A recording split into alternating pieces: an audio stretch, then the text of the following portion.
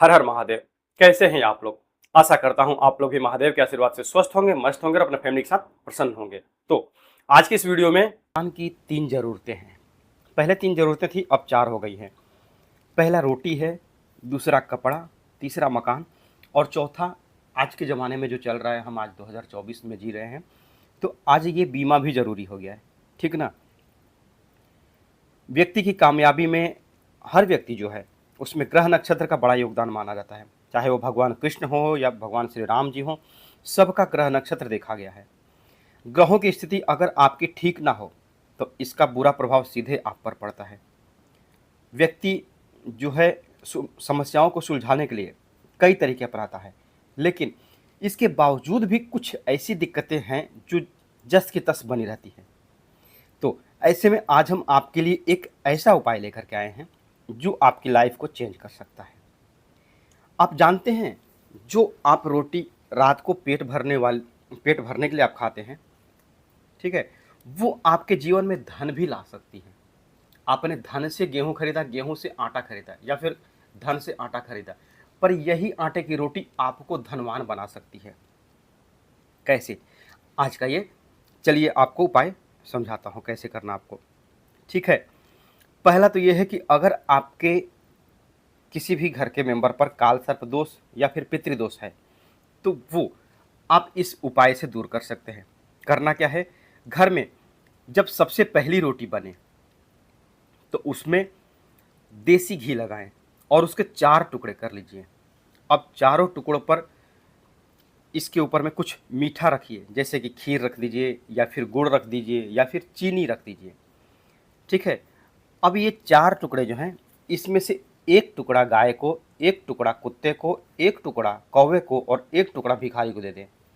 ऐसी मान्यता है कि इस उपाय के ज़रिए आप अगर यह करते हैं तो आपका पितृदोष दूर होता है। पहला जो आपने गाय को रोटी खिलाया था, उससे आपका पितृदोष दूर होगा। कुत्ते को जो आपने रोटी खिलाई, उससे आपका शत्रु भय दूर होता है। अगर कोई आपका शत्रु बार-बार परेशान करता है, तो वो भी आपका इस उपाय से दूर हो जाता है।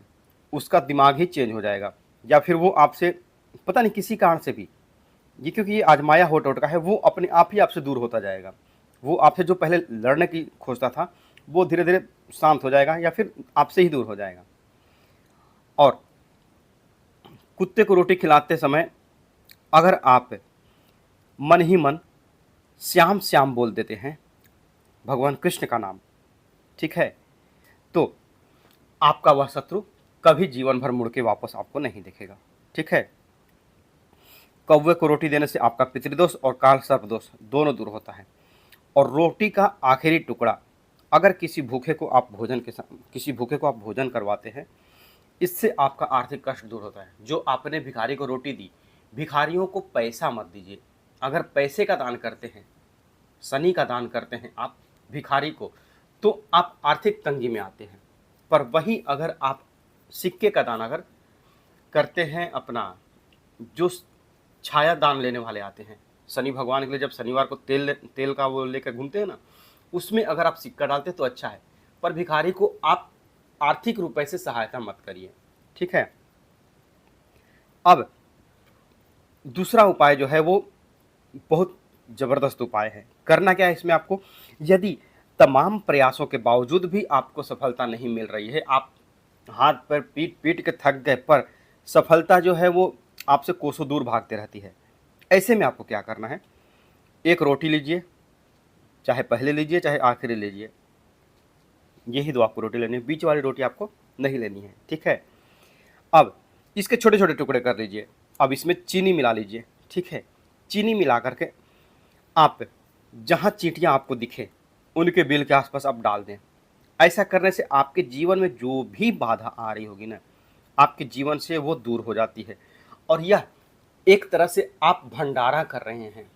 ये भंडारा आप करें, आपके पूरे परिवार में कोई भी करे, इसका पुण्य आपको मिलता है। ठीक है, ये आपको जहाँ भी चींटियाँ दिख जाए, अगर आपने एक बार आदत लगा दी तो आपको रोज पुण्य की प्राप्ति होती है। चींटियों को जहाँ खाना मिल जाता है, अगर आपने देखा होगा ना, क्योंकि मैंने देखा है मुंबई साइड में या फिर कई ऐसी जगहों पे, जब मैं मुंबई में गया था महालक्ष्मी मंदिर में, तो वहाँ पर मैंने देखा था कबूतर जो है, बाहर कोई तो मंदिर है, शायद शिव जी का मंदिर है, वहाँ पर तो कबूतर कई सारे हैं। उनको अगर आप हाथ में भी दाना लेकर के खिलाते हैं तो वो आपके हाथ में से दाना खा लेते हैं, चुग लेते हैं दाना वो। ठीक है, स्क्रीन पर भी आप देख सकते हैं, एक वीडियो है उसमें देख सकते हैं।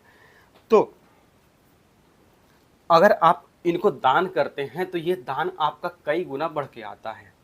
चींटियों को दाना खिलाइए, कबूतरों को दाना खिलाइए।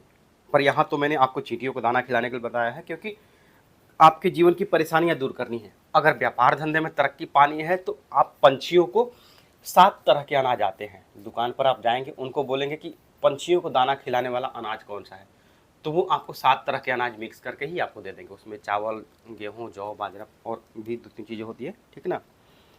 तो इससे आपके जीवन की बाधा दूर हो जाती है। अब अगर आपके नौकरी या फिर करियर में रुकावट आ रही है तो आप चिंता मत करिए। अब करना क्या है आपको, जब आपके घर की पूरी रोटी बन जाए, उसको जूठा मत करिए, पहली से लेकर के आखिरी रोटी तक बन जाने दीजिए।